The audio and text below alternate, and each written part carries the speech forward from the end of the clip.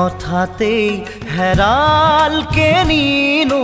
মোৰ চোতালৰে জোনাক ঠাইতেই অচিনাতম খাই আগচিলেহি মোক হঠাতেই হেৰালকে নিনো মোৰ চোতালৰে জোনাক ঠাইতেই অচিনাতম খাই আগচিলেহি মোক খজল খজল চকু